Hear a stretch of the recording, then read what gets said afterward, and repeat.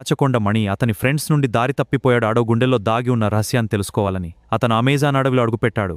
కాని అక్కడ అతని ఎదురు చూస్తున్నది ఒక భయంకరమైన నిజం. రాత్రి పెరుగుతున్న కొద్దీ అడవి మరింత భయంకరంగా మారింది. దారి తప్పిపోయిన అతనికి ప్రతి శబ్దం ఒక మృత్యు హెచ్చరికలా అనిపించింది. అతను ఒంటరిగా లేడు. ఆ అడవిలో ఇంకో ప్రాణి ఉంది. అమెజాన్లో ఎన్నో కథల్లో మాత్రమే విన్న మహా అనకొండ ఇప్పుడు అతని ముందుంది. ప్రాణం కోసం పోరాటం మొదలైంది. భయాన్ని జయించకపోతే బ్రతుకు లేదు. అడవి మధ్యలో మనిషి మరియు రాక్షస సర్పం మధ్య యుద్ధం ప్రారంభమైంది. ఈ శ్వాస చివరిదైపోతున్న క్షణం అనకొండ బిగుసుకున్న కొద్దీ అతని ఆశలు మస్కబారాయి. కాని అతను ఇంకా ఓడిపోలేదు. చివరి ధైర్యంతో అతను అగ్నిని ఆయుధంగా మార్చుకున్నాడు. ఆ ఒక్క నిర్ణయం అతని ప్రాణాన్ని కాపాడింది.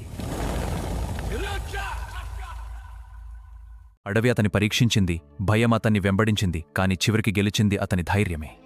అమెజాన్ కథలో అతని పేరు ఇప్పుడు ఒక లెజెండ్. అతని పేరు రాచకొండ మణి.